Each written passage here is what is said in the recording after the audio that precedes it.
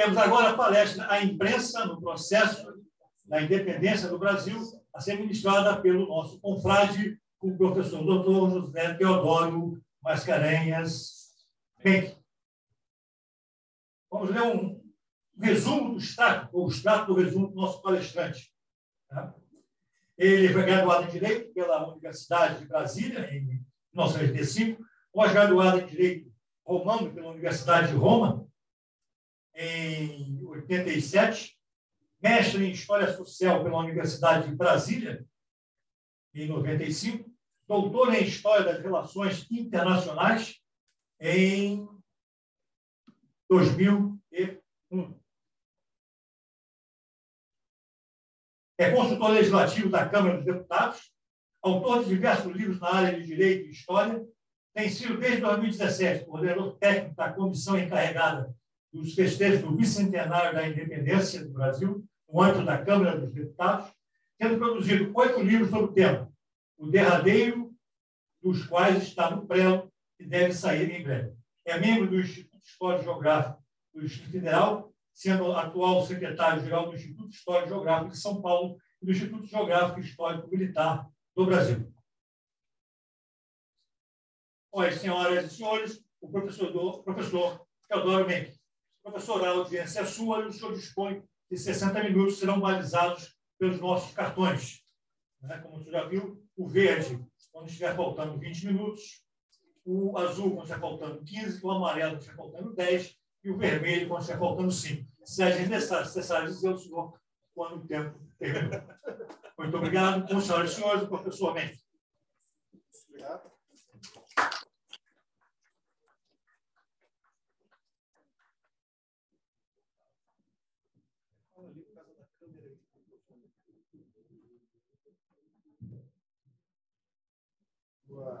Boa tarde, General Berro, General Carneiro.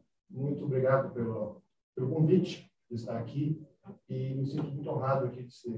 Só que eu não sou secretário-geral do Distrito de São Paulo, sou de Brasília, do Distrito Federal. De São Paulo, eu sou membro correspondente. Bem, o tema que nos traz hoje especificamente é a imprensa no âmbito da independência do Brasil.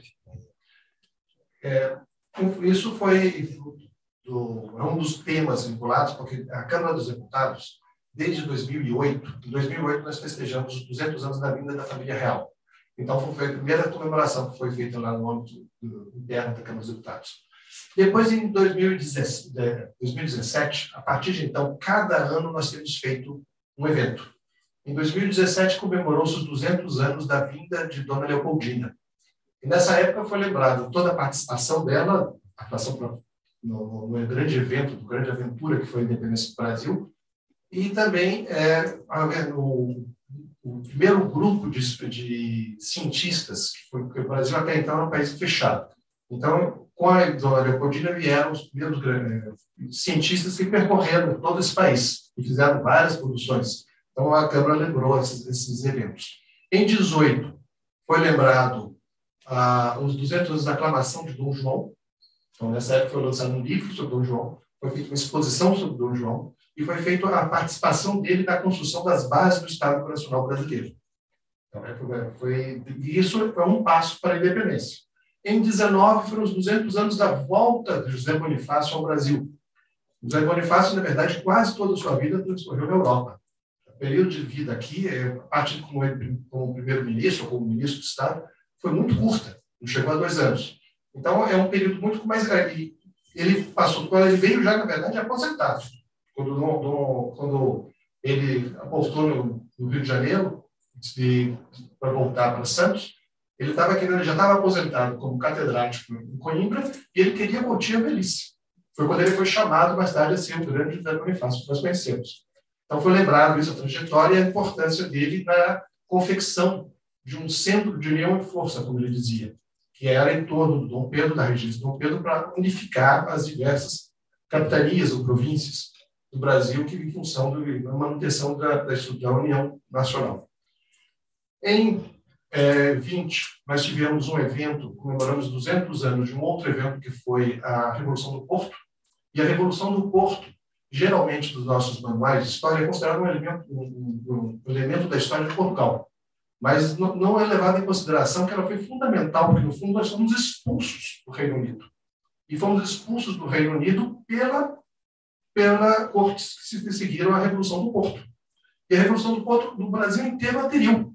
Então, é uma coisa pouco lembrada, que foi festejada no Brasil inteiro. Todas as capitanias brasileiras aderiram à Revolução e participaram. Tanto que no ano seguinte, 21, nós vamos ter primeiras eleições gerais para deputados. E todas, inclusive uma que estava aqui, sempre, quando é feita a lista, é lembrado alguns, ficam algumas ausentes. E a mais ausente era o Mato Grosso. Mas o Mato Grosso também foi descoberto. Depois que existem atas de eleições dos deputados para as cortes de Lisboa em Cuiabá. O problema é que não deu tempo de ir. Então, nem poucos foram. Não foram todos. Foram vários, mas não foram. Então, mas houve essa adesão. Então, em 20 foi a Revolução do Porto, a repercussão no Brasil. Em 21, nós tivemos as primeiras eleições gerais, e aí é o elemento norteador da ideologia que seguiu essa questão da formação do país do Brasil. Então, a ideologia, uma ideologia liberal típica do final do século XVIII, início do século XIX. E, em 22, nós temos o grande feito, que é a independência do Brasil, o 7 de setembro.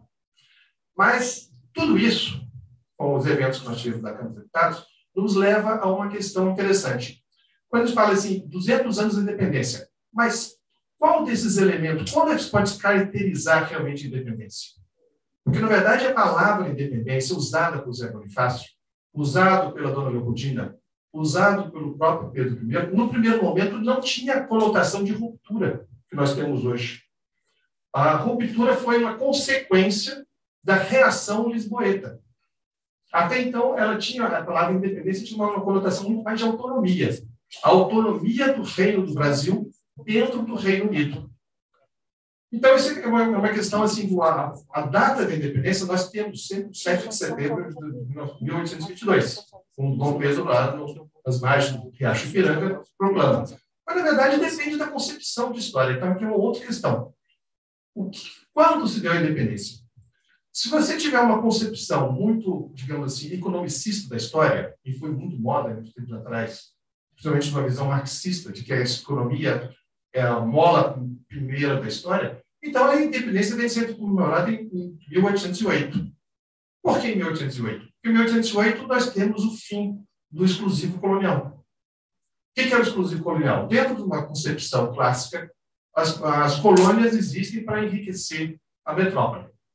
E como é que é essa transferência? Com um monopólio comercial. Ela só pode comercializar através da sua metrópole. Ela compra através da metrópole e vende através da metrópole. E o lucro fica no intermediário. Então, é o caso claro de toda a questão, questões do monopólio comercial do regime colonial. E, em 1808, o Brasil rompe com isso com a abertura dos portos. Então, na verdade, se você tiver uma visão econômica, puramente, teríamos que comemorar a independência em 1808. Mas, digamos, não havia uma estrutura, é óbvio. Dom João chegou, abriu, mas estrutura de Estado não tinha nenhuma. Ele vai montar. E esse é todo o trabalho joanino, essa montagem dessa estrutura do Brasil, ele vai se consolidar quando? Vai se consolidar em 1815, quando nós temos a equiparação jurídica dos dois reinos. Então, quando em 1815, quando Dom João cria o Reino Unido, seja por razões quais sejam, muitos dizem que foi em função do Congresso de Viena, o que precisava, que ele quis ter mais votos, e efetivamente Dom João teve 3 votos, ele representa 3 reinos, Brasil, Portugal e Algarve, então ele tinha 3, foram 3 os diplomatas do reino em Viena, no Congresso de Viena, pós-Napoleão. Seja por esse interesse lá, específico, ou seja, não, o fato é que ali houve uma equiparação jurídica plena. Então, se nós tivermos uma visão muito positivista, muito jurídica da independência, a independência deveria ser comemorada em 1815. Mas, vamos lá, não foi, vamos chegar em 22. Em 22, nós temos ainda várias datas passíveis de serem vinculadas com a independência, que na época que aconteceram foram vinculadas como sendo independência. O primeiro delas foi 9 de janeiro, dia do Fico. Por que o dia do Fico foi tão importante? Porque foi a primeira vez que se deliberadamente desobedeceu-se às cortes. Aí, então, você conseguia manobrar, talvez, quando as cortes não eram exatamente, não tinham definido alguma norma qualquer, que o Brasil tinha aderido. Lembre-se que lá, em 21, quando teve as eleições gerais de todo o Brasil, aderiu, mandou, tinha deputado lá já. E daí, em 9 de janeiro, chegam ordens peremptórias que são deliberadamente desobedecidas. E, na época, foi considerado uma ruptura enorme. Ainda assim, o Dom Pedro, afinal de contas, o Dom Pedro era o herdeiro dos dois tronos. Ele tinha tudo a perder. A pessoa que mais tinha a perder naquele momento lá era o Dom Pedro. Se ele desobedecesse lá, ele perdia o trono português, a origem. Se ele obedecesse lá, perdia o Brasil. Era mais ou menos claro, que era a parte mais importante da sua herança. Então, o Pedro estava efetivamente... Então, ele tentava jogar, tentando contemporizar os dois lados. Então, depois nós temos um outro decreto, que também pode ser considerado a data de independência. 21 de janeiro. 21 de janeiro, o que acontece? Ele faz uma norma dizendo que na verdade, uma portaria, qualquer decisão das cortes para valer no Brasil tinha de passar pelo placet dele, tinha de passar pela autorização dele. Ou seja, as cortes não tinham mais poder de legislar no Brasil. Isso é uma ruptura. E isso foi visto realmente coisa assim, como você rompe. Mas vamos ter outros. Em 13 de maio teve uma parte simbólica. 13 de maio era o aniversário do Dom João, então era sempre uma data festiva. Então, no 13 de maio, ele aceita o título de defensor perpétuo do Brasil. Então, mas ainda isso não é uma ruptura tão grande. Em 1º de agosto, sim, quando ele faz uma manifestação de explicação, o primeiro manifesto de explicação à população das razões pelas quais ele não tinha voltado, porque ele tinha feito o dia do filho. Então, quando isso é um texto que foi publicado, e da lavra do Gonçalves Ledo, no Rio de Janeiro, naquela época, nós tínhamos 2 grandes grupos que estavam coordenando esse processo de independência, um do Gonçalves Ledo, outro o do José Bonifácio. Então, naquela luta, os dois se somaram. E essa soma se vai dar nesses 2 manifestos, que vai ser de agosto, de início de agosto, dia 1º e dia 6 de agosto. No manifesto do dia 1º de agosto, da lavra de Gonçalves Ledo, ele explica aos brasileiros por que ele não voltou para Portugal. Então, e essa declaração foi considerada, na época, como uma verdadeira uma declaração de independência. E isso vai ser reiterado no dia 6, quando um segundo manifesto é lançado, desta feita da lavra do José Bonifácio.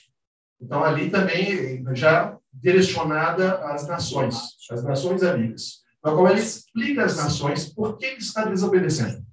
E ele diz, então, que as cortes haviam capturado o rei. Dom João tinha voltado lá e tinha sido capturado e ele tinha se tornado um títere dos deputados, razão pela qual ele teria cumprido para a manutenção. Até ali, interessante que ele fala da manutenção do Reino Unido. O Reino Unido ainda é a autonomia do Brasil, do Reino do Brasil, dentro do Reino Unido.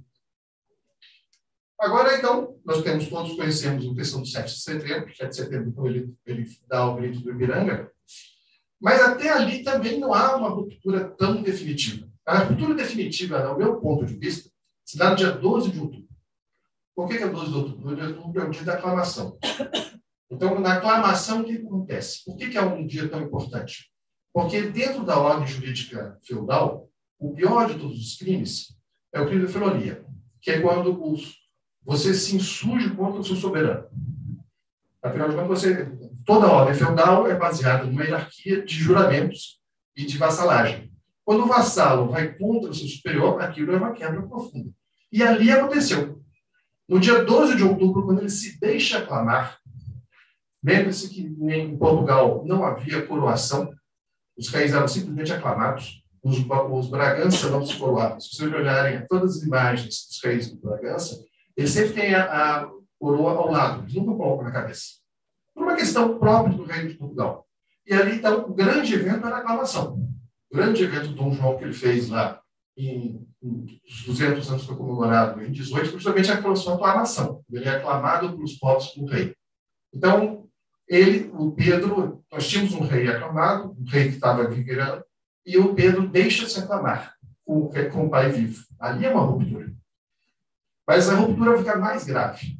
Vai ficar mais grave no dia 1º de dezembro. Por quê? Porque no dia 1º de dezembro ele vai se coroar. E os portugueses não se coroaram.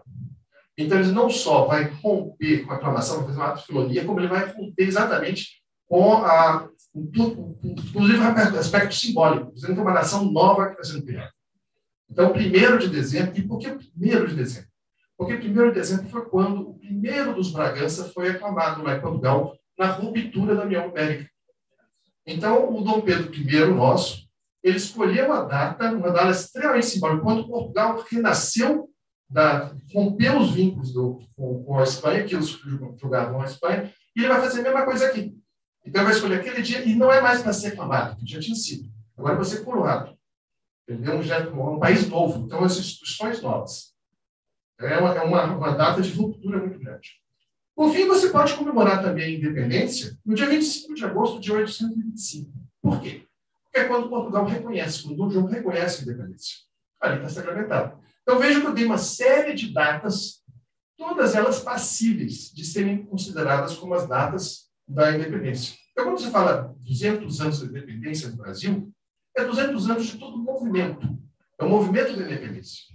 É muito mais amplo do que simplesmente uma data específica. Agora, por que nós escolhemos o 7 de setembro? Isso, na verdade, vem do século XIX. Foi muito discutido.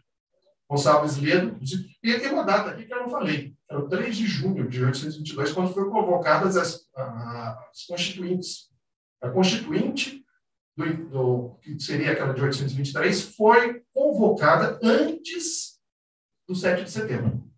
E o Gonçalves Ledo, o jornalista do Federal Constitucional Fluminense, ele considerava essa a data da independência. Porque, afinal de contas, nós tínhamos que ter um parlamento próprio, autônomo. Isso bem antes do 7 de setembro. Bem antes, não. Alguns meses antes do 7 de setembro. Então, vai dizer que esse movimento como um todo. Então, nós temos de ter a ideia de que a independência do Brasil foi um grande movimento de diversas etapas e que as palavras vão alterando seu significado. Agora, uma coisa muito interessante em tudo isso é que o Brasil, e aqui eu volto ao tema específico dessa palestra, que é a imprensa, o processo da imprensa, é que tudo isso foi acompanhado pela imprensa. Nós tivemos um jornal, que é o Correio Brasiliense, que ele acompanhou todo esse processo. É muito interessante que você pode acompanhar na pena de um jornalista de então. Dá para ampliar um pouco? Então, esse Correio Brasiliense, o Armazém Literário, ele foi editado em Londres em 1808, justamente quando a família real se transfere para o Brasil, e vai se encerrar em 1822, em dezembro de 1822. Então, é interessante que você pode acompanhar todo esse processo de formação do Brasil lendo um jornal da época por um jornalista da época. E esse jornalista, tem aquela fotografia do Paulo Antônio no final?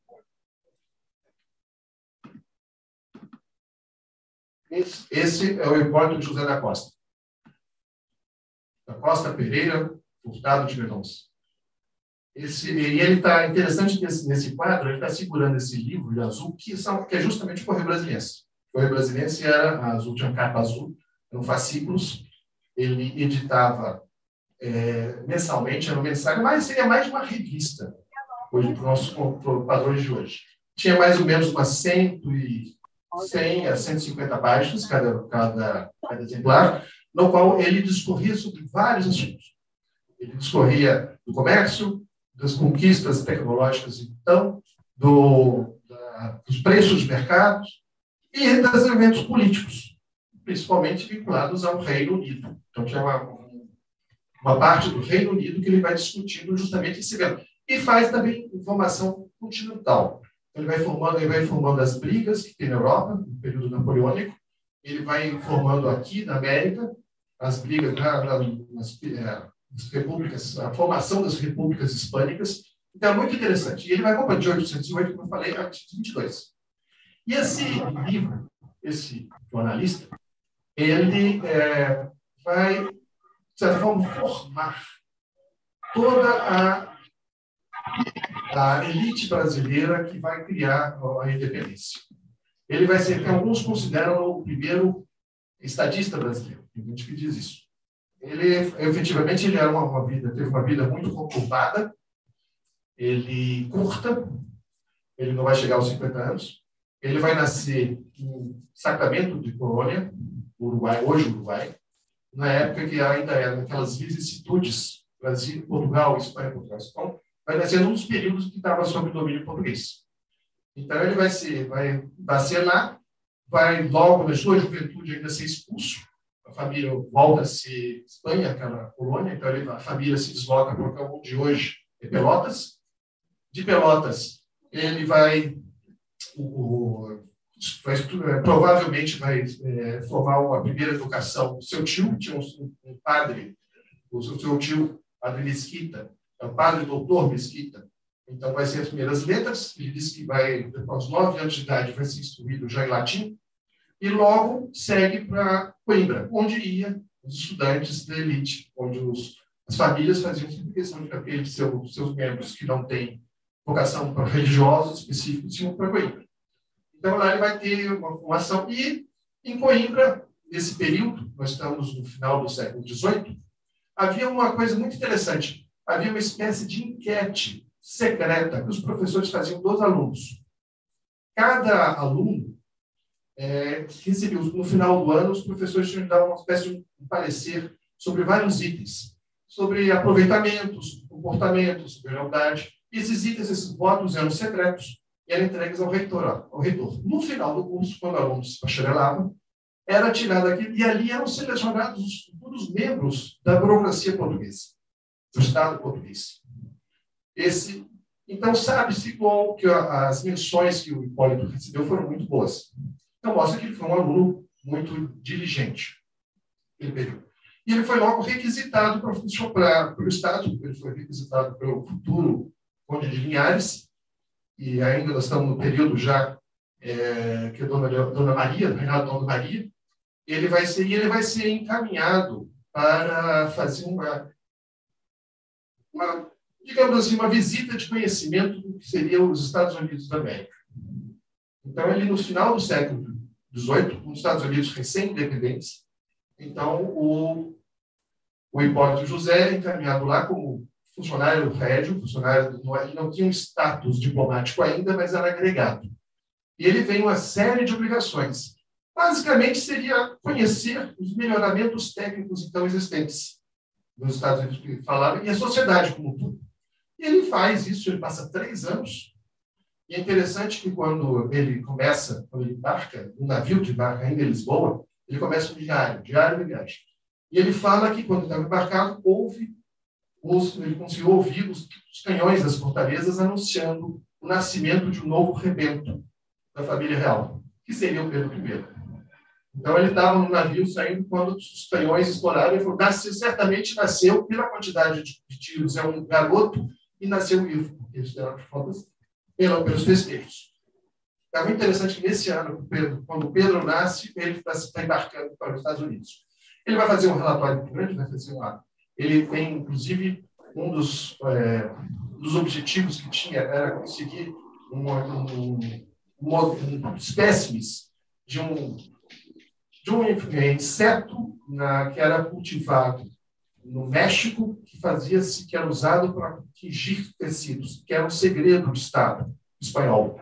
Então, ele também tinha obrigações de ser, em certo momento, um espião para entrar no México, que era proibido, na época ainda do reinado espanhol, e conseguir elementos para trazer, eventualmente trazer para aclimatá-los no Brasil. Ele vai fazer, é um livro muito interessante, é um texto muito interessante.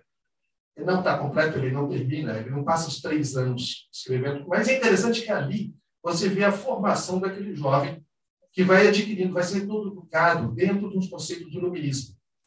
Na época do iluminismo, ele é um garoto muito curioso e vendo uma sociedade nova. Inclusive, ele não aprova plenamente a sociedade estadunidense. Ele vai conhecer Washington, vai conhecer Adams e vai conhecer Thomas Jefferson. Ele vai conhecer os 3 primeiros presidentes americanos.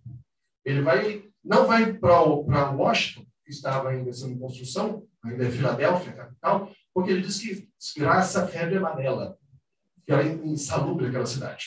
Ele vê Nova York com 50 mil pessoas.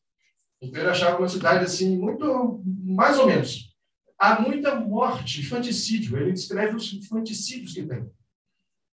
Porque as pessoas têm muitas. É uma pobreza que nós não imaginaríamos. Então, ele não tem uma visão simplesmente de maravilha dos Estados Unidos.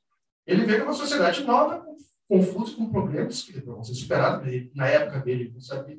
E ele acha também muito despachado. Ele vai mostrar um pouco aquele tom meio aristocrático do que ele é da aristocracia lusitana, achando que eles são muito, muito informais demais.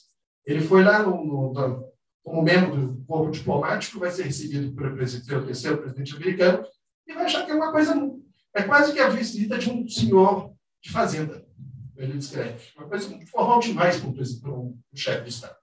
Então, ele vai ter isso, e isso vai ter essa formação desse rapaz. Nos Estados Unidos, ele vai ingressar na maçonaria.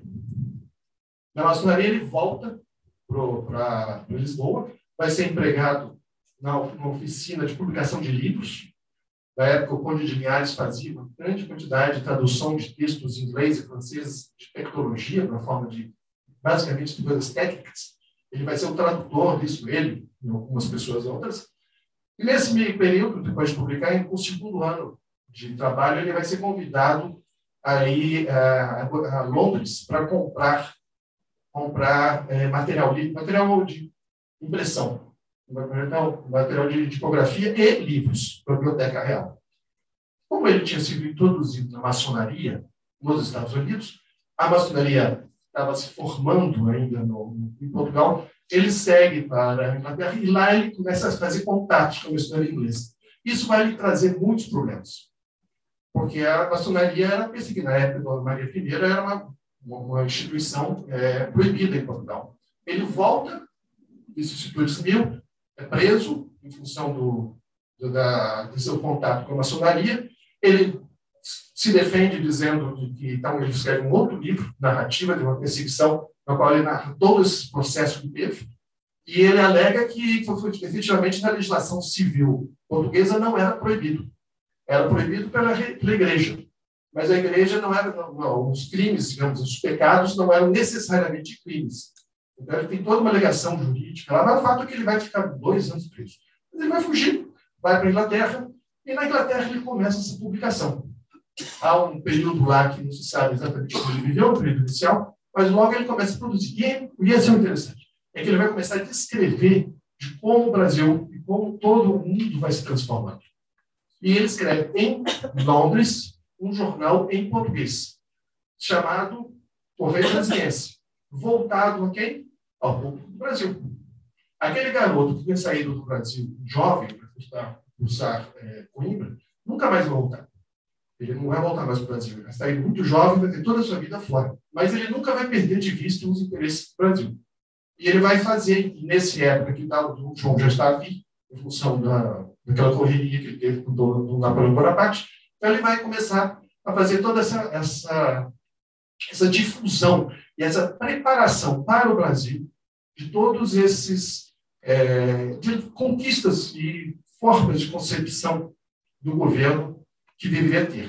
Então, essa é uma questão muito interessante do Hipólito.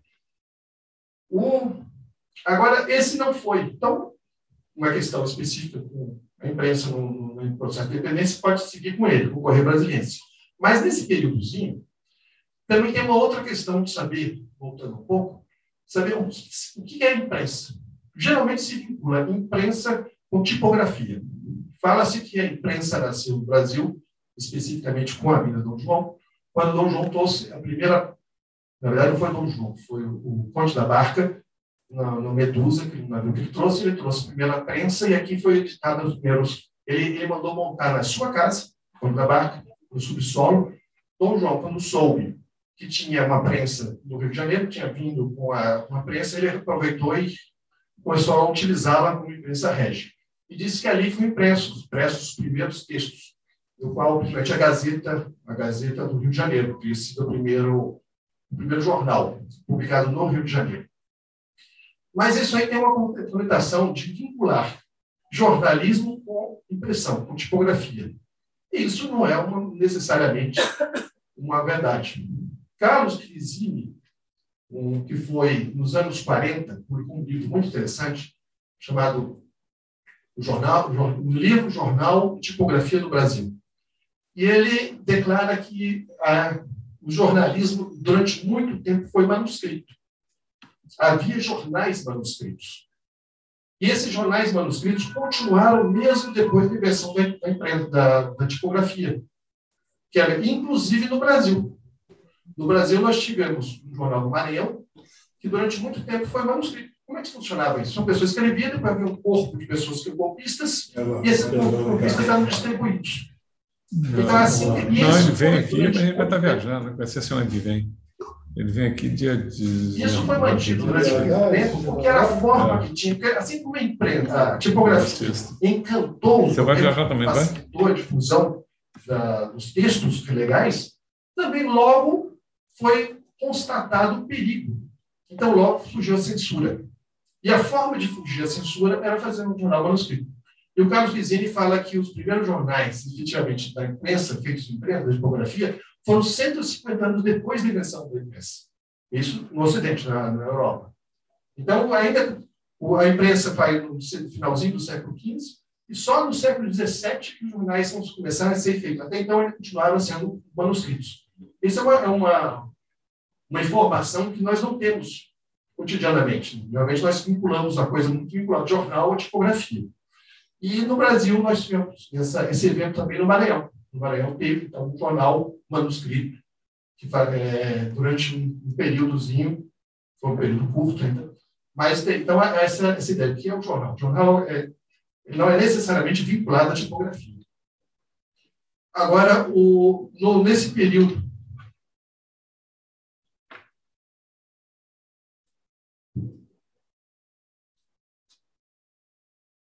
o jornal.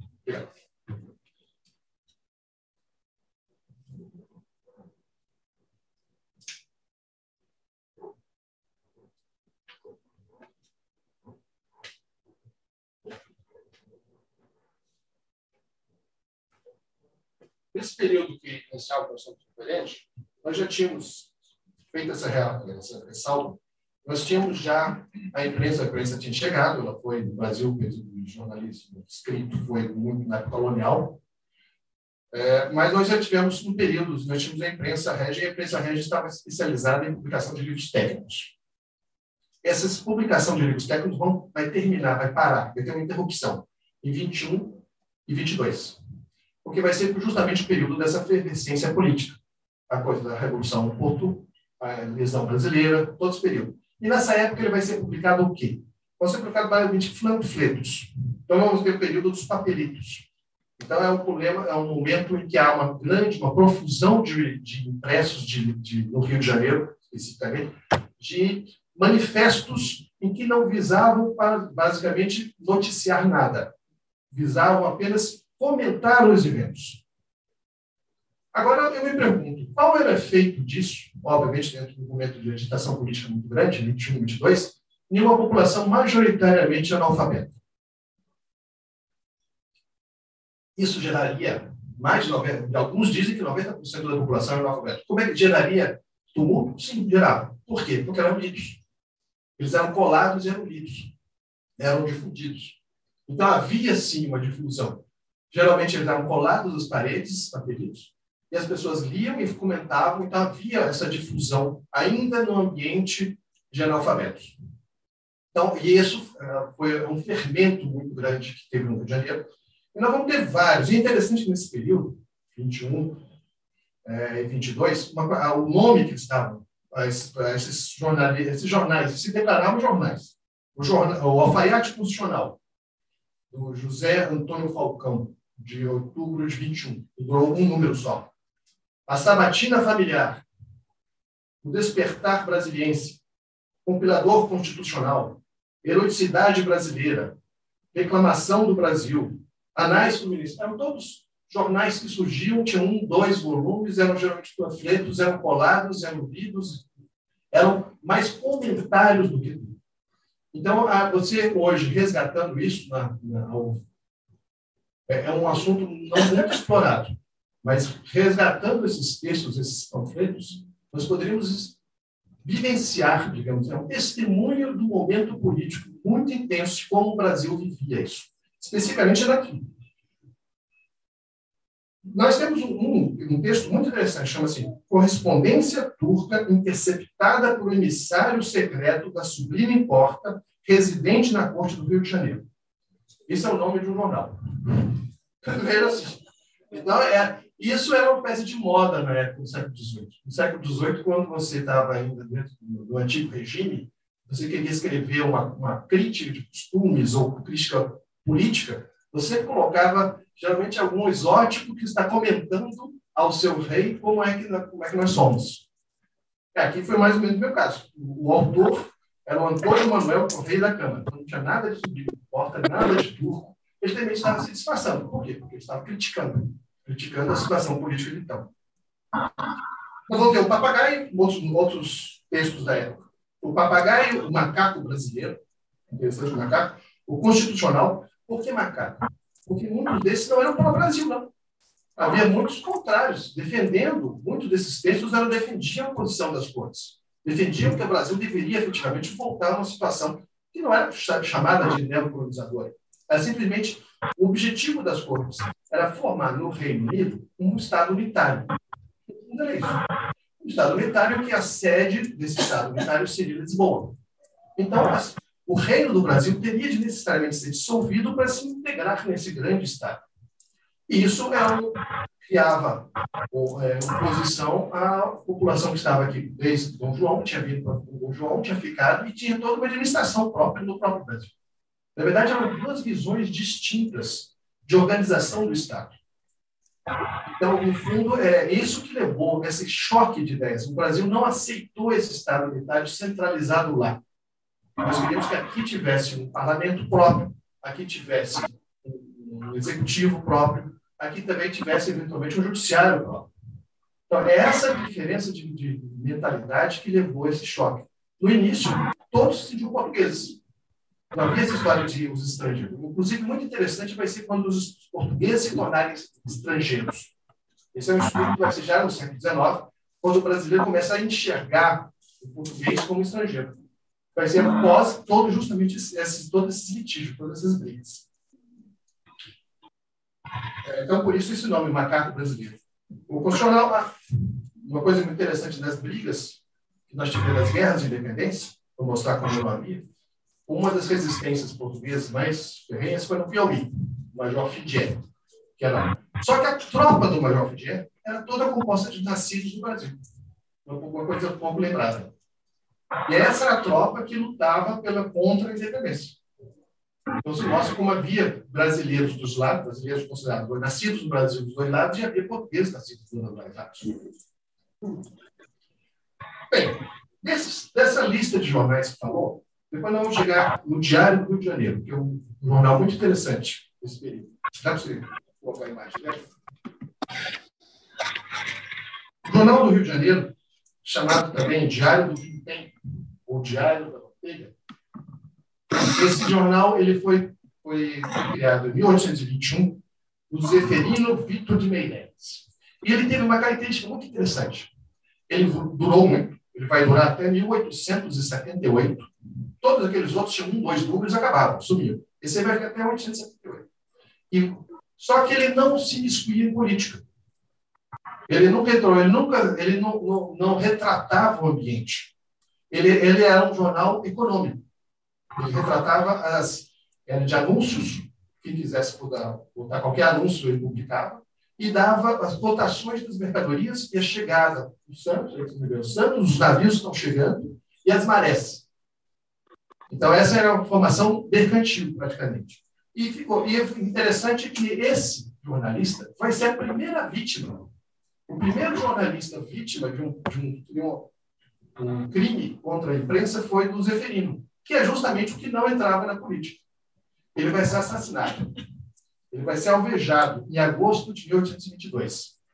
E quando foi feito o inquérito, vai se descobrir que ele tinha colocado um anúncio. E nesse anúncio, qualquer um, você botava, tinha caixas circuladores, qualquer na cidade do Rio, você até às 4 da noite. Se você botasse até às 8 da noite, saía o jornal. Então, todo dia saía os anúncios do mesmo dia. e ele colocou um anúncio dizendo alguém reclamando que tinha uma senhora considerada em cárcere privado. Que ela estava em cárcere privado, que ela já era maior de idade, que agora eles tinham um príncipe regente que faria justiça. Então, um anônimo ameaçando o outro anônimo, porque não há nomes, de que esse outro guardava provavelmente sua filha. Provavelmente algum namorado que teve sua filha presa por seu pai. Provavelmente. E esse pessoa que vestiu a carapuça, esse pai, vai matar o Zeferino. Vai fazer que ele não conhece, o dono do anúncio vai matar o primeiro jornalista. Então, o primeiro crime de jornalismo, primeira vítima, vai ser um jornalista que não queria se excluir em política nenhuma. Então, é uma coisa muito irônica até. Então, a gente sempre imagina que a atividade jornalística é perigosa, em função de que você dá opiniões. Mas ali o cara não dá opinião nenhuma. E ainda assim ele vai pagar o pato. Mas ele vai passar o jornal para o Januário, o seu funcionário, e esse Januário vai continuar, e o jornal vai ser, desses todos, a mais longa vida dele. Ele era chamado Diário do Vintém porque ele custava 20 reais. E da manteiga, porque ele dava o preço da manteiga. O Diário da Manteiga também era conhecido por isso. Tem um outro jornal dessa época também, aqui no Rio de Janeiro, chamado O Espelho. Tem uma foto dele.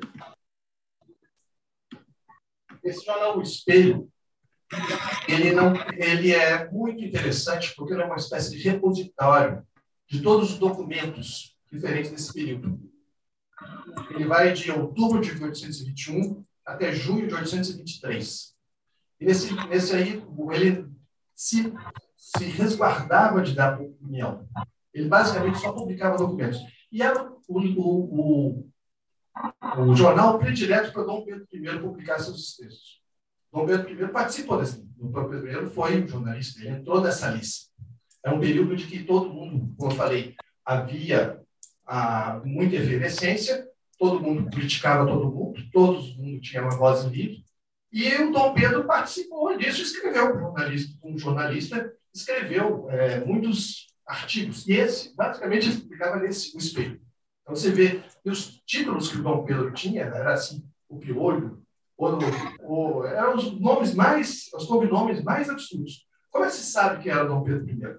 Pelos originais, que estavam no palácio, no Castelo de, quando a família real morreu, quando veio para cá, quando veio para Petrópolis, quando você veio para Petrópolis, e lá estão os originais que o Pedro escrevia.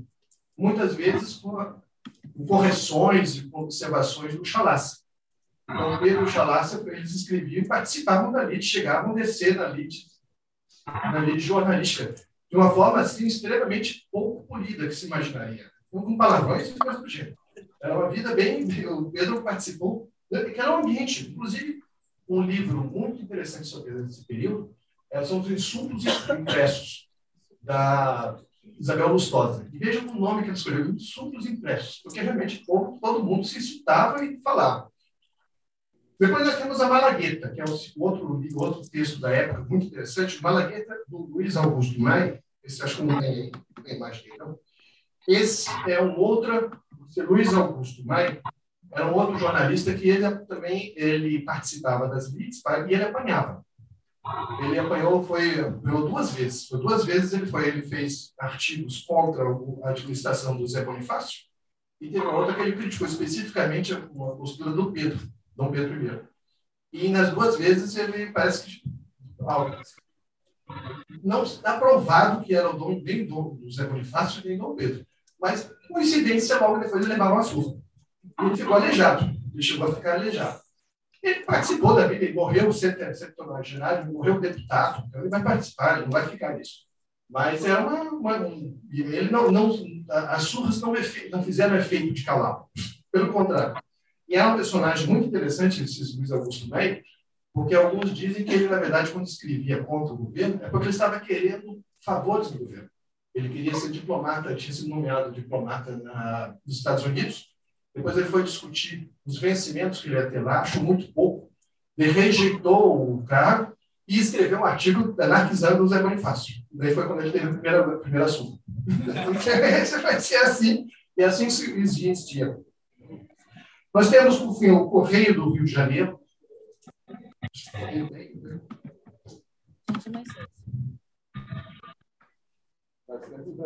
Não. O Correio Brasileiro do Rio de Janeiro é do João Soares Lisboa.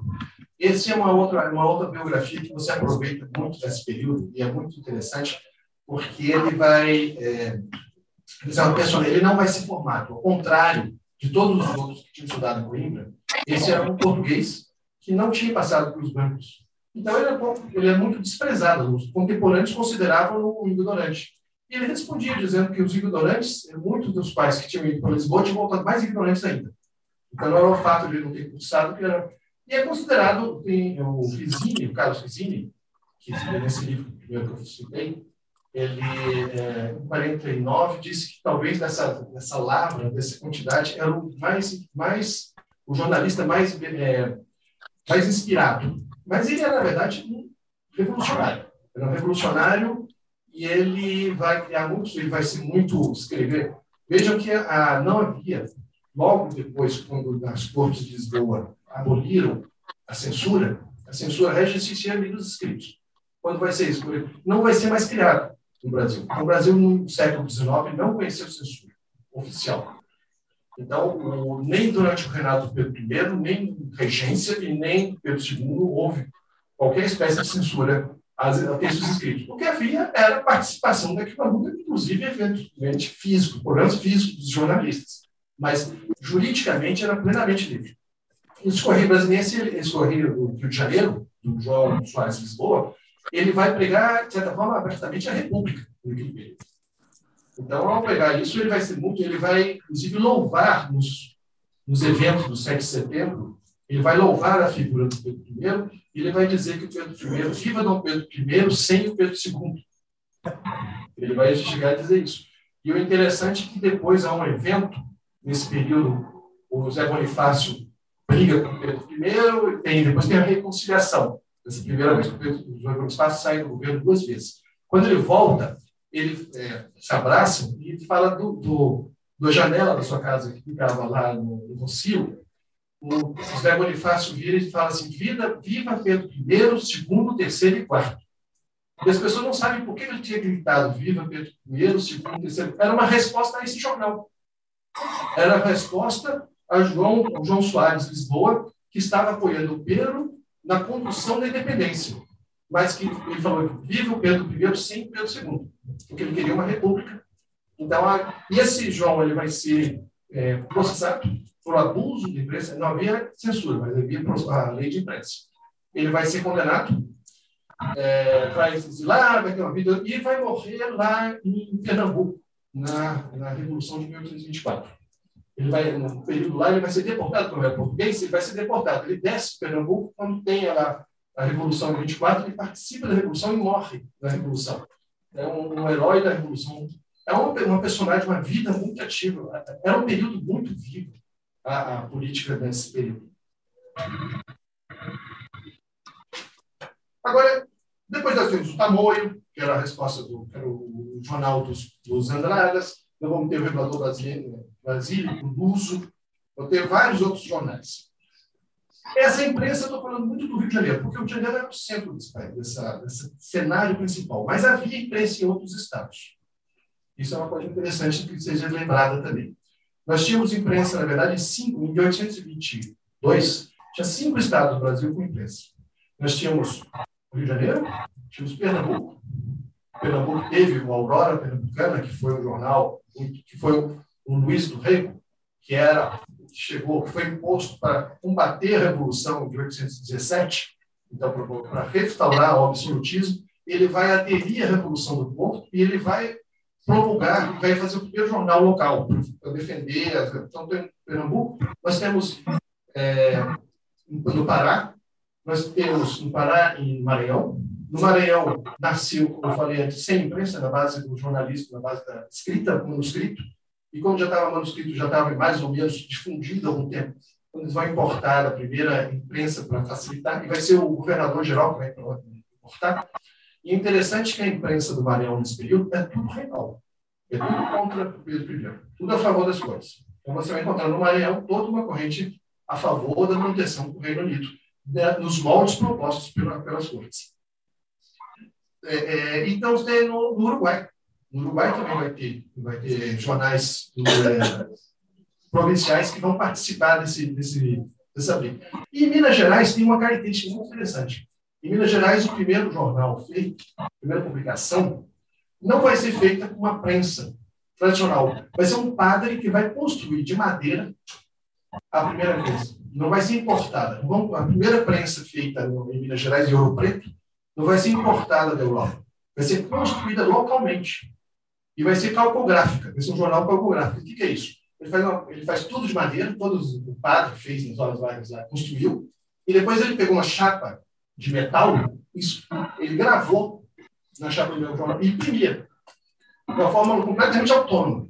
Então, ele fez uma atividade digna de Gutenberg, concorrente.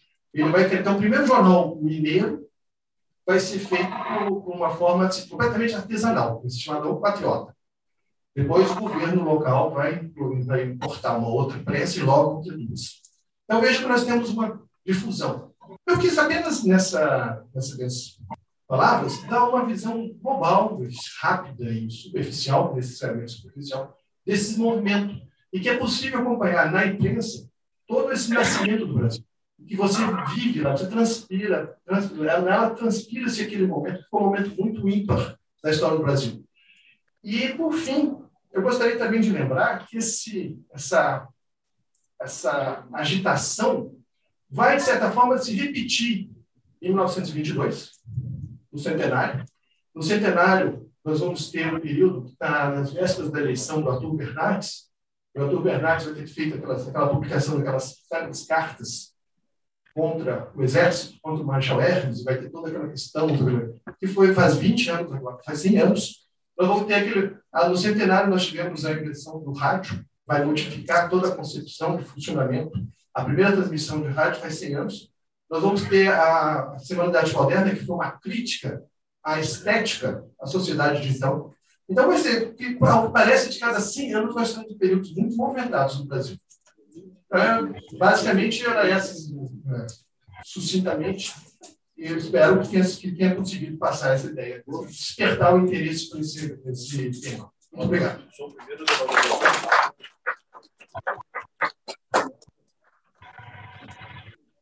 Nós informamos nosso palestrante que ele tem 9 minutos a ver comigo na próxima palestra. Bom, nós passaremos agora aos nossos debates, né? De maneira informal, bastando levantar o braço aqui na plateia e a mãozinha ali na internet. Tá? Lembrando que a pergunta tem que ser clara, precisa e concisa, principalmente concisa, para permitir que todos possam perguntar. Eu aqui já tem mais 4, já levantaram a mão aqui, então eu preciso que seja feito dessa maneira. Então, o nosso primeiro debatedor é o general Sérgio, segue-se o desembargador Antônio Carlos. Professor, é uma curiosidade. Como o Hipólito, em Londres, numa época em que uma correspondência levava de 60 a 70 dias para transitar, cruzar o Atlântico, como ele conseguia mensalmente editar uma revista com em torno de 100 páginas sobre assuntos de interesse do Brasil? Uma curiosidade.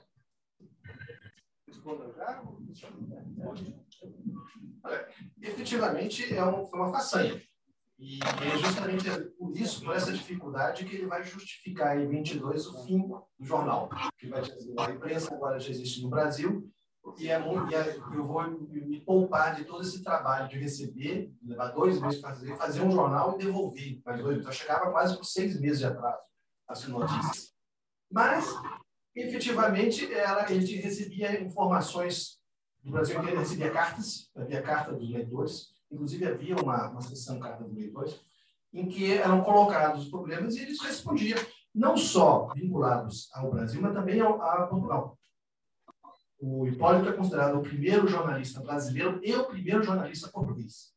E é considerado em Portugal o primeiro jornal português, é o Correio Brasiliense. Então, ainda está naquele período do Reino Unido e os dois consideram o seu...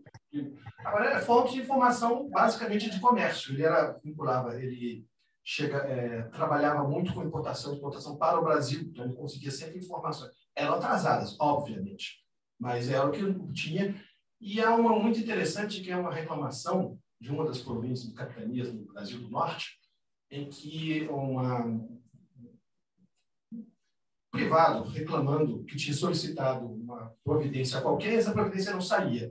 E ele escreve reitera, dizendo assim, se eu tivesse escrito para o Hipólito, o rei já teria lido e já teria sido solucionado. Isso escrito. Daí. E outra coisa interessante é que o correio era proibido, mas era efetivamente lido. Tanto que ele teve vários distribuidores no Brasil, mas o principal distribuidor aqui no Rio de Janeiro era o Chalaça, ou seja, o secretário do príncipe regente, no primeiro momento do príncipe real, depois do príncipe regente. Esse era o distribuidor. Era uma proibição, mas com apoio, uma espécie de beneplácito real. E há também um outro dado muito interessante, que quem mantinha economicamente, porque era muito caro, e havia o problema da distribuição, e muitas das distribuições não chegavam, então muitas assinaturas, então havia um problema econômico forte de manutenção disso. Como é que ele conseguiu? Dom João sustentava. Então, o rei, se os ministros de Dom João perseguiam, o próprio Dom João manteve. Então, hoje é provado que ele fazia uma intermediação pela polícia, aqui no departamento de polícia, que tinha toda uma administração, que seria quase como uma prefeitura, que mandava para o governo do Maranhão, a capitania do Maranhão, e a capitania do Maranhão mandava o dinheiro para Londres. Então, essa intermediação, feito pelo próprio rei, nas costas dos seus próprios ministros. Então, é uma coisa muito interessante isso. O Dom João tinha essa coisa, ele vigiava seus ministros, Dom João aceitou a pecha do parvo, do covarde, do pusilânime, mas ele administrava e fiscalizava, muitas vezes nessas vias transversas. Aí começou a nascer gentil para ver. Aí fica assim. Se eu só complementar, não estou pulando a fila, não, mas é o mesmo tema. Essa história que se conta que, com essa proibição, ele usava os jornais para embrulhar coisas que vinham para cá. Conta um pouquinho sobre isso. Não sei se é boato, ou se é fato ou mito. Que é usado, o Correio Brasiliense é usado por isso. Olha, efetivamente, alguns governadores proibiram, teve apreensão, foram de números chegados nas capitanias eram apreendidos, e aqui os ministros, em Portugal mais, é mais rigoroso contra. Agora, essas formas de embrulhar, o Hipólito José da Costa, muitos desses jornais, como eu falei, defendiam a posição das cortes. E ele dizia que algumas dos seus concorrentes, essa só serviu para isso. Na verdade, é ele, Hipólito, falando da concorrência. Ele fala, esse jornal específico, ele entrou. Como eu falei, esse ambiente era muito vivo, muito cheio de efervescência, de posturas muito firmes. Então, ele falava, vamos dizer, esse aqui só serve para isso, só serve para embrulhar peixe, porque não está escrito, não serve para nada. Bom, querendo aproveitando a oportunidade para destacar a presença no nosso ambiente virtual do nosso confrade correspondente internacional, diretamente do Uruguai, Alberto Delpino Menck. E aí uma referência mais pessoal, um grande companheiro. Uma referência pessoal, a presença de um grande companheiro da minha turma de colégio militar, João Neves, que se encontra aqui presente. Prazer em vê-lo, Neves.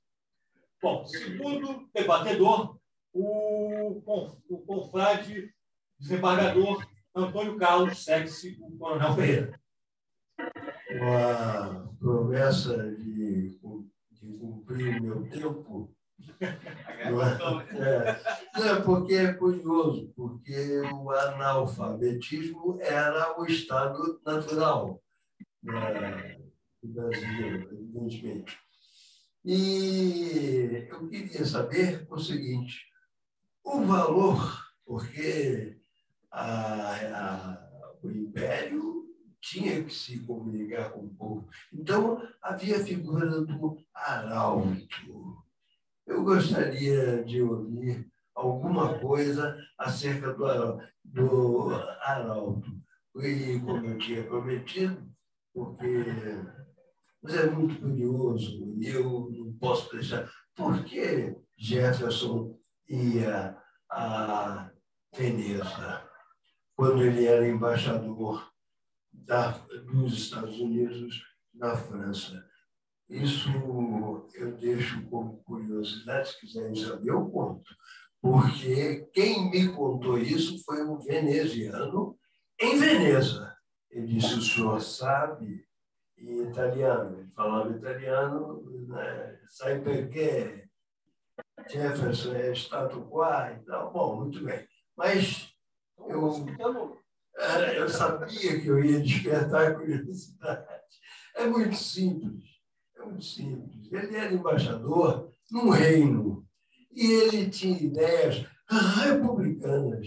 E a Itália era dividida toda em república. E a República de Veneza era a mais importante. Inclusive os dotes, para quem não sabe, eram eleitos. Por isso é muito interessante, mas eu tinha prometido me ater ao arauto.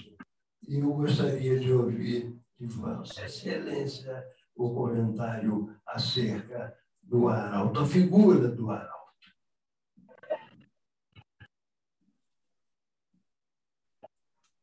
A figura do arauto ela é anterior ao período nosso de independência. É uma época do Brasil colônia ainda. E aquele livro do Brasil no tempo dos vice-reis, que se descreve, o Edmundo, ele descreve o arauto, ele descreve como funcionava isso. Isso é quando as câmaras municipais, vejam que nós estamos no antigo regime. No antigo regime não existe separação de poderes. Então, na verdade, tudo está centralizado na Câmara dos Vereadores, que seria hoje. O Senado da Câmara, a cidade tinha uma dignidade grande, é o Senado da Câmara. E o juiz de fora é porque era um bacharel formado em Coimbra que o rei mandava para lá, para essa cidade, e ele tinha a presidência. Então, essas decisões dessas câmaras pareciam ser anunciadas. Como é que eram anunciadas? Eram anunciadas, no tempo de tipografia ainda, basicamente saía uma espécie de uma cavalaria, um grupo, uma tropa, e que soltava-se rojões, havia banda de música, os vereadores que faziam isso iam todos enfumados, os cavalos com festivos, e chegava, de tempos em tempos, paravam, daí depois chamavam a população local e faziam a leitura do édito, do proclama que devia ser. E o arauto era aquele que lia. Daí chamava. Então, na verdade, é uma figura do antigo regime, que era assim que eram transmitidas, de certa forma, as determinações. E é muito interessante aquelas que chamam para a morte de Dona Maria, quando Dona Maria I morre aqui no Rio de Janeiro, então elas são chamadas para os funerais, e é todo um cerimonial quase que medieval, que tem a quebra dos escudos, para mostrar que terminou um reinado e agora vai iniciar o outro, do seu filho. Então é todo esse cerimonial que é descrito. E depois a própria coroação do Dom João. Dom João também tem todo esses proclamas que vão sendo festejados na cidade, então, isso tudo. Mas esse está vinculado muito mais ao antigo regime do que propriamente ao período da independência. Daí a pergunta: se usava o arauto para cobrir a impossibilidade de leitura do povo? Não, na verdade, ele não era usado para cobrir a falta de leitura. Ele era usado para difundir as determinações das câmaras. Então, era só oficial, só a mensagem oficial. Os jornais eram críticas, muitos dos quais comentavam esse mundo político. Então, os jornais deviam os panfletos, os panfletos. Esses panfletos eram impressos ou escritos, alguns eram manuscritos, e eram colados, e aí o povo sempre ficava em volta, o povo, e algum letrado, alguém que soubesse ler, leria e falaria aos outros. Então, a forma dos comentários críticos ao regime eram por volta dos panfletos, não com o arauto. Porque o arauto era da Câmara. Então, a Câmara não ia falar mal do rei. Ele era o difusor das determinações. Então, o arauto tinha a função oficial. E os papeletos de difusão era a forma de uma crítica, ou comentários políticos ao momento. Posso fechar o comentário? Fechar. Temos tempo. Fala na internet. Aqui o pessoal. Opa, cuidado. Desembargador, fique tranquilo que nós temos tempo. Não. Temos tempo sim. O senhor pensa que tem tempo, agora o tempo. Eu tenho que melhorar a minha imagem, desembargador. O pessoal está. Não. A minha imagem está bem baixa, tem que melhorar a minha imagem. Eu tenho tempo. Eu Eu queria pedir desculpas pelo tempo tomado, mas é porque nós juízes, somos escritores profissionais, porque nós tudo é escrito, mesmo com a fórmula digitada, é escrito. E eu tenho uma filha que é jornalista, e ela sabe perfeitamente conjugar jornalismo com história científica. Não a história de data e fato que as pessoas põem, mas ela sabe conjugar. Então, eu me atrevi a tomar o tempo dos senhores e, em especial, da sua excelente palestra. Foi isso que estava me faltando. Dizer, excelente palestra para dizer da importância científica da história. Muito obrigado. Terceiro e último, até o presente momento, debatedor, o Coronel Ferreira. Segue-se o senhor Tiago. Professor Meck, não nos surpreendeu, a gente já lhe conhecia, né, de outras conferências, de outros trabalhos, e fico aqui invejando o Instituto de ter conseguido trazê-lo, né, para o Rio de Janeiro, e eu não consegui levá-lo para São Paulo para fazer parte. Não falou comigo, né? Para fazer parte do nosso seminário, que vai ocorrer no dia 16, 17 e 18, lá no CPR de São Paulo, sobre 200 anos da independência. O professor Menck falou para nós, lá em Brasília, uns 2 anos atrás, sobre Caxias. Ele já demonstrou aí a sua capacidade de historiador, de palestrante. Né? E hoje aqui fez um baile, né? Tem um passeio aqui para nós, fantástico, sobre a história da imprensa. Né? Essa participação da imprensa nos 200 anos da independência, que passou em branco pela imprensa. Eu não sei se eu estou errando, o professor pode me corrigir, mas eu não vi nenhum grande jornal fazer especiais sobre isso. Estado de São Paulo, Folha de São Paulo, Globo. Né? Publicação, você falou da Isabel Lustosa, né? Que fez uma publicação a respeito. Então, eu acho que a sua palestra nos supriu, né, dessa deficiência, desse conhecimento aqui no Instituto.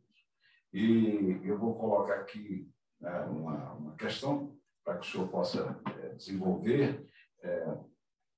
Fala-se muito, né, que houve a ausência do povo, aí já na pergunta do desembargador, a ausência do povo na independência, né, no evento da independência. Mas nós estamos agora vendo, né, cientes aí pela sua apresentação, que não houve. O povo foi chamado, foi concitado, foi incentivado a participar contra e a favor, né, da independência, através dos panfletos. Né, através dos panfletos. Evidentemente que esse fato de nós termos aí um percentual elevadíssimo de analfabetos, né, foi derrubado por essa fixação, né, nos diversos locais da cidade, aqui no Rio, e deve ter acontecido também nas outras províncias, né, e da leitura por aqueles que sabiam ler para os demais que não sabiam ler, e mantiveram acesa, né, essa chama aí, e conseguiram dar apoio, né, ao Dom Pedro e rejeitar também, né, dificultar também o episódio. Então, eu queria que o senhor falasse para nós sobre essa ausência da grande imprensa nos 200 anos da independência, sobre a história da imprensa, sobre o papel da imprensa na independência. Essa é a minha colocação. E muito obrigado, né, em nome de todos, aí, pelas suas informações.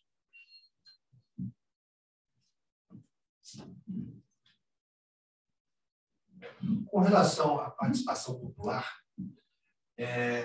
obviamente é dito sempre que não há, que era uma questão das elites, isso é o usual. Mas isso não explicaria como é que o Dom Pedro I conseguiu expulsar a divisão historiadora.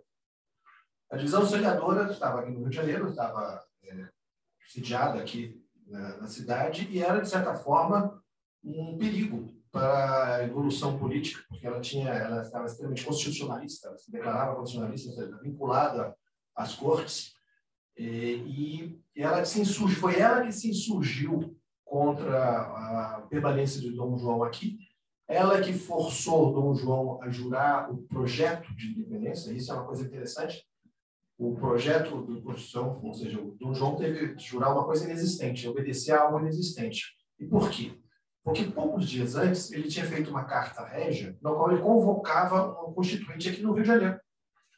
Então, o Dom João, isso também, na verdade, ele não usou a palavra constituinte. Ele chamou deputados, representantes de todos do Brasil e de todo o Império Lusitano para no Rio de Janeiro para simplesmente estudarem a legislação e proporem a ele, Dom João, as reformas necessárias.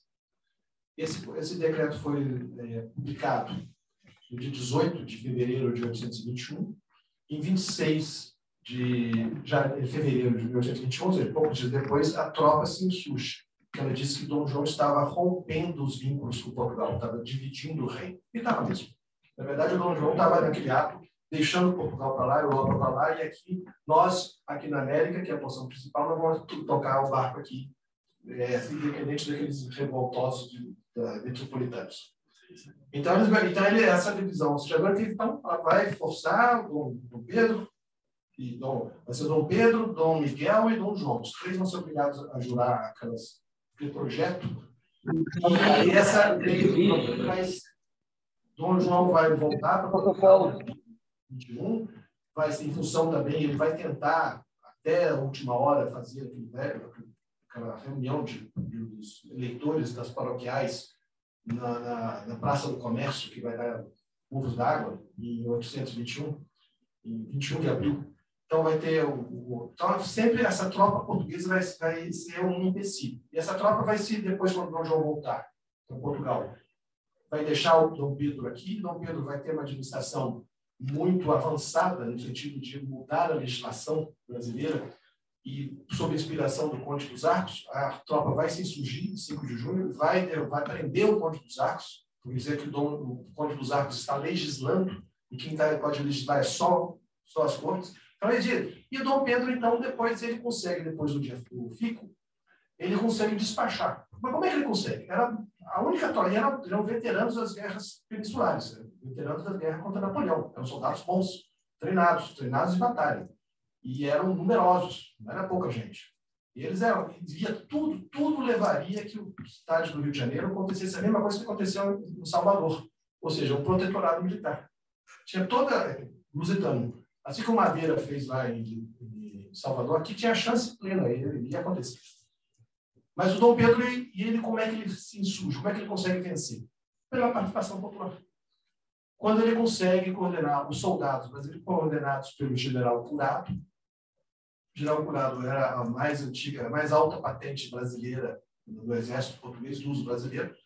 Ele vai coordenar, então, e vai chamar todo mundo, para toda a população civil, para, em armas, se reunir no campo da Aclamação, ou campo de Santana, ou o nome que nós vamos ter, na época de Santana. Então, para se reunir para enfrentar as tropas portuguesas, que se acartelam no Morro do Castelo. Então, veja que quem é que vai fazer? Foi só graças a esse movimento de quê? De que tropa? Não, era o povo.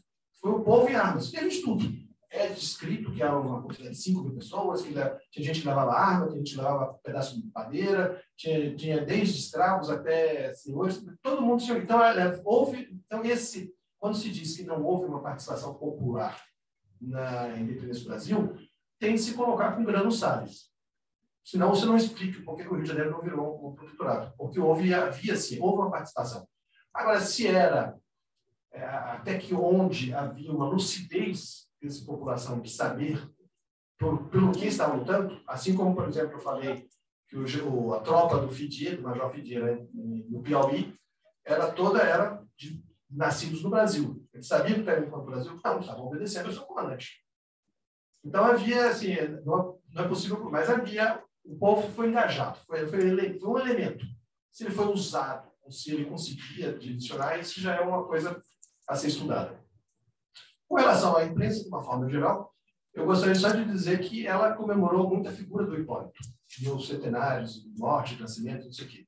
Mas, efetivamente, eles não se vinculam. Eles nasceram nesse momento, dessa questão da efervescência. Mas aí já tem que perguntar para os jornalistas profissionais. Eu sou um historiador. Eu sou um historiador apaixonado pela história do Brasil e, circunstancialmente, estou estudando muito esse período da independência. Agora, não, eu não sou jornalista profissional, então eu já extrapola a minha capacidade de resposta. Só vou complementar aqui, dizendo isso que eu falo sempre. Vejam que maravilha quem está vindo aqui todas as terças-feiras e aí na internet também, assistindo. Então, tudo que ele falou agora, somem com aquilo que o Coronel Rafael falou na palestra dele. Então, o Coronel Rafael, quando ele falou aquilo disso, então vejam quem assistiu lá e quem assistiu aqui, soma as duas agora e vejam que magnífico painel que a gente está traçando aqui nesse nosso processo todo. Muito bom. Está de parabéns e premiado quem está aqui hoje, quem esteve aqui também na palestra do Coronel Rafael, que soma esses conhecimentos todos aí. Muito bom. Quarto e último debatedor, o senhor Thiago. Boa tarde, eu sou o primeiro tenente da reserva, Thiago Menck. E no início da palestra do senhor, o senhor comentou algumas datas que seriam importantes, segundo algumas pessoas, elas são referenciais para marcar, de fato, quando foi a independência. Eu não consegui pegar muito bem, eu queria pedir para o senhor escorrer um pouco mais, de explicar por que ficou marcado, então, o 7 de setembro, por que hoje a gente comemora no 7 de setembro e não em alguma dessas outras datas que o senhor trouxe para a gente.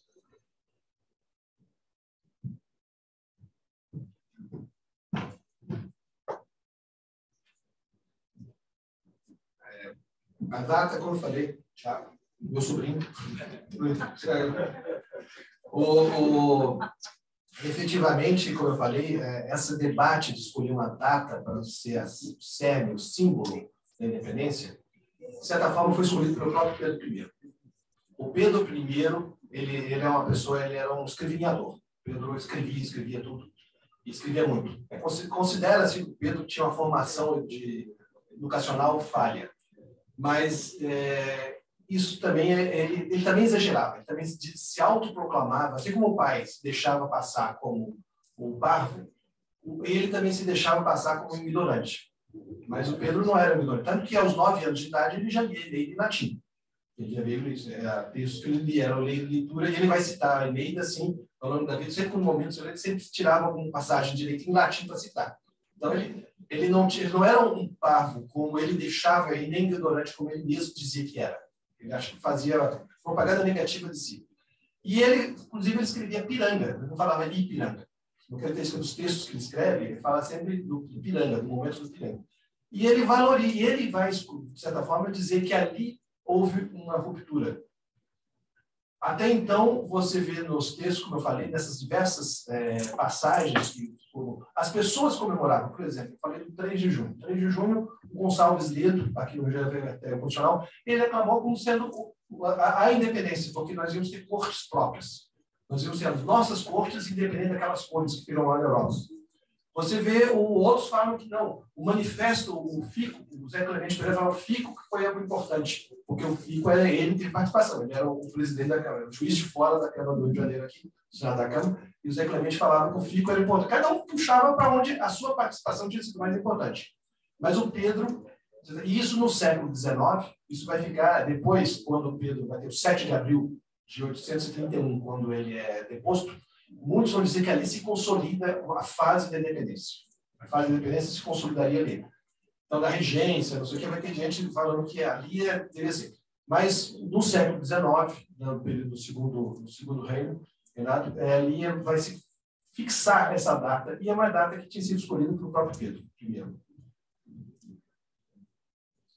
Próxima debatedora, a senhora Denise.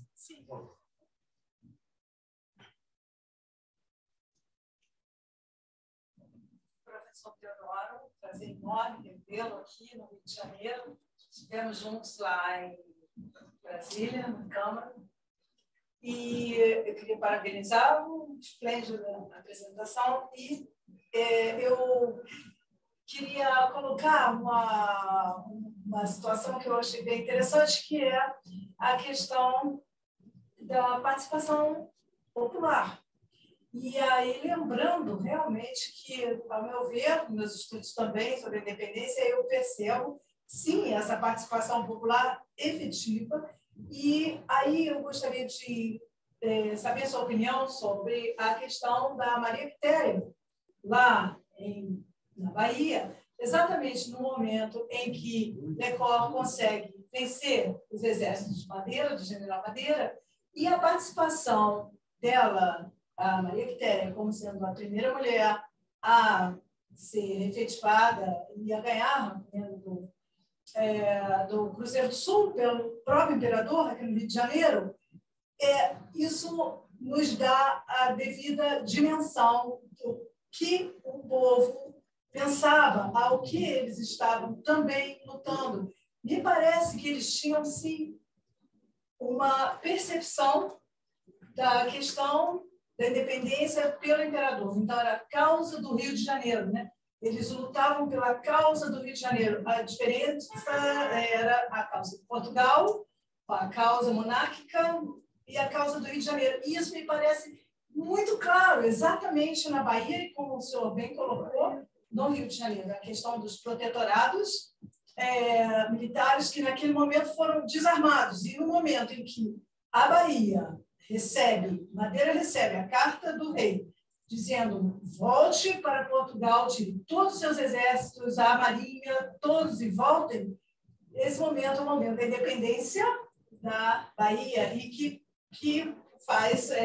pontua bem esse momento também da inserção da Bahia na causa da independência. Então, a independência nos parece ser um processo longo, né? Como o senhor bem colocou, que diríamos, tem um final na ida da proclamação da proclamação da independência, da aceitação da independência por Portugal, né, em 1825. Então, eu gostaria que o senhor comentasse sobre essa questão da Maria Quitéria nesse momento da Bahia. Tá bom? Obrigada. Senhora Denise, seu nome completo, por favor?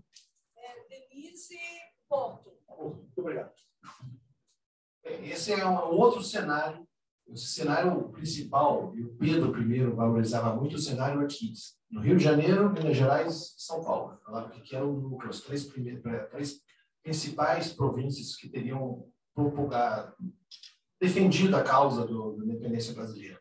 Mas essa briga vai se estender, e os baianos sempre dizem que a independência lá de 2 de julho foi posterior no ano seguinte, que essa que deveria ser ao fim e eles cometem uma injustiça, porque eles dizem que lá terminou a guerra. Não terminou, porque a última tropa portuguesa que vai ser expulsa, depois vai ter lá no Maranhão, depois vai ter no Pará, e depois vai ter na Cisplatina. Então, na verdade, a luta continuava em outros cenários.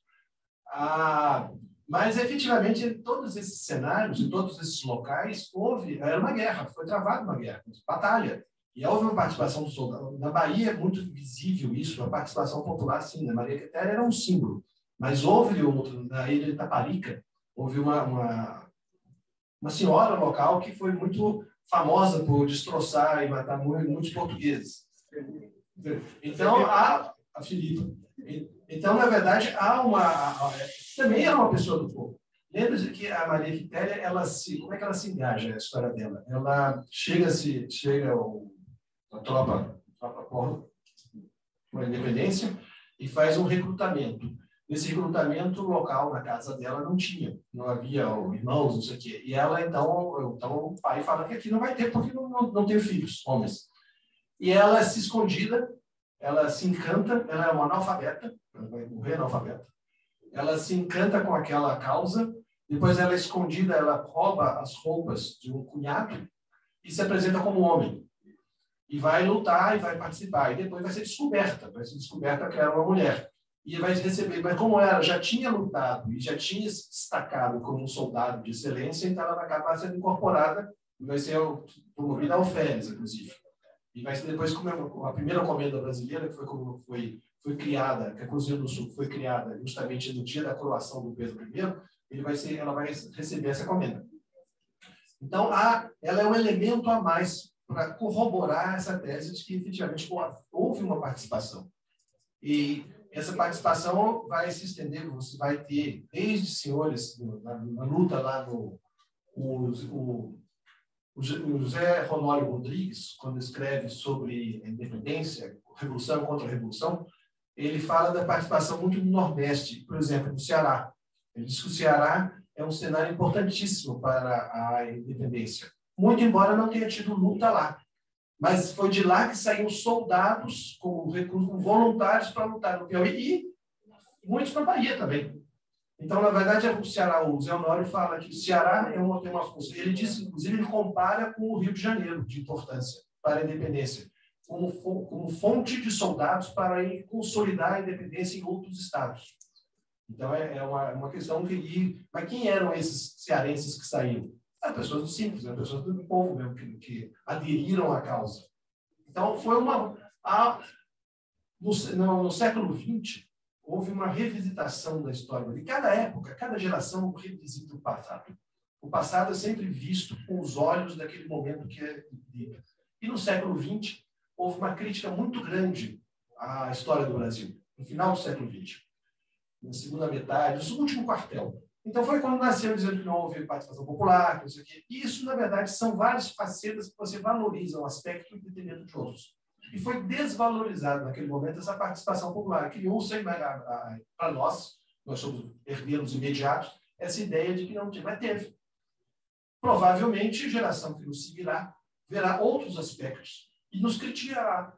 Por fato que nós teremos valorizado um ou outro aspecto que hoje nós achamos importantes e o futuro vai dizer que talvez não seja tão. Isso é uma constante na história. A história tem essas variações cívicas. De novo, eu estou repetitivo hoje. Vejam, a gente está agregando. Olhem tudo que ele falou aqui. Agora, veja ali, a nossa especialista em mulheres ali, a professora Carolina, fez a palestra dela aqui, doutora. Quase doutora, né? Então, a palestra dela ela falou exatamente isso. Então, vocês estão vendo aqui como é que nós... Estou ficando contente aqui de ter feito esse planejamento aqui, que a gente está adicionando, está igual com a catedral. A gente está colocando pecinhas, então elas estão se encaixando, fazendo essa catedral de conhecimento, né? Então, ele falou aqui dos aspectos da guerra, que o Coronel Rafael, então vejam como soma. Agora, o que a professora Carolina tinha falado aqui, dessa presença feminina, né? E tudo. Então, vejam que realmente somos privilegiados aqui por estar tendo essa magnífica soma de conhecimentos aqui para nós. E para adiantar o filme, General, de terça-feira que vem, dia 16 de agosto, nosso confrade Coronel Batista falará sobre o processo de independência do Brasil no Pará. O Batista está aí, né? Tudo bom, Batista? Professor Amoedo levantou a mão. Amoedo. Professor Amoedo. Então, último debatedor em virtude do adiantado da hora, o professor Amoedo. Boa tarde, professor. Boa tarde, amigos. Parabéns, belíssima palestra.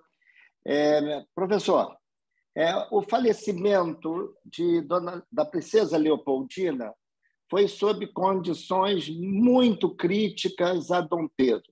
Inclusive, a casa da Marquesa de Santos chegou a ser apedrejada, o que ele ficou também muito zangado. Inclusive, deportou um padre que proibiu a Marquesa de entrar no quarto onde a princesa falecia. Eu lhe pergunto se o senhor tem conhecimento se algum jornal, algum panfleto teve a ousadia de publicar críticas a Dom Pedro. Muito obrigado.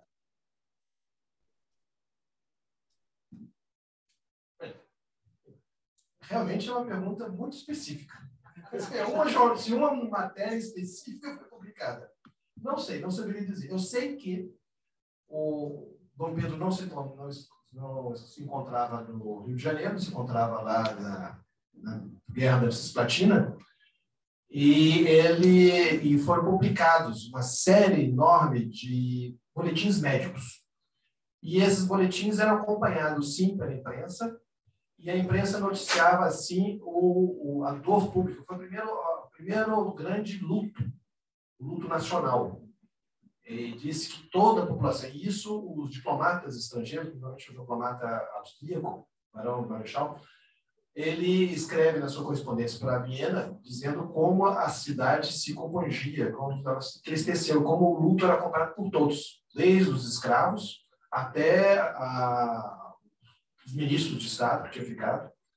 E que como isso, então, nesses jornais realmente falava-se muito, deixava-se na entrelinha que o sofrimento que estava levando, a doença que estava levando a dona Leopoldina era uma doença eminentemente moral, que ela estava se sentindo muito ofendida moralmente pelo adultério público do Dom Pedro. Então, isso foi descrito, e foi descrito também, houve essa compulsão. Interessante que existe na época, havia batalhões de mercenários que o Dom Pedro tinha importado, e esses mercenários, basicamente alemães, não falando português, tinham como seu intérprete principal a dona Leopoldina. Então, a dona Leopoldina foi quem os recebia e acolhia. Então, eles criaram um vínculo muito grande com a imperatriz. E quando ela morre, existe um livro desses mercenários dizendo que por um triz não surgiu uma revolta militar dos mercenários contra Dom Pedro, pelo fato de que eles, acompanhando a morte da dona Leopoldina, eles se companheiam nisso.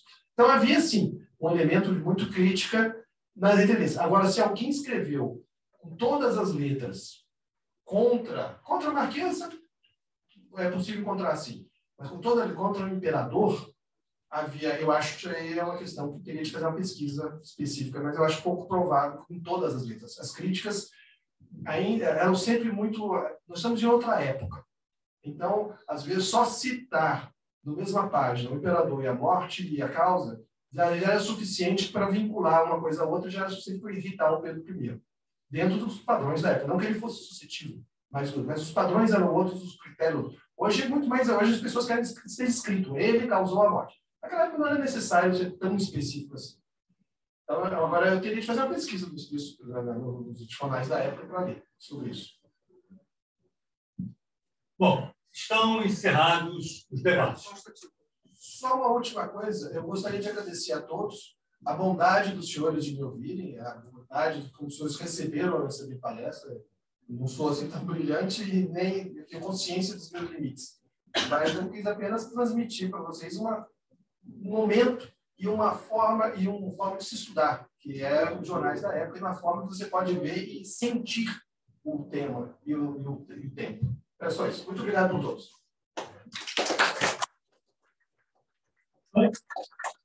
Encerrado o debate, antes de passar a palavra ao nosso presidente para os agradecimentos e o encerramento, eu gostaria de, mais uma vez, solicitar que os nossos convidados coloquem o seu nome na nossa relação de presença e aqueles que desejarem receber informações a respeito da nossa programação, coloquem também o celular.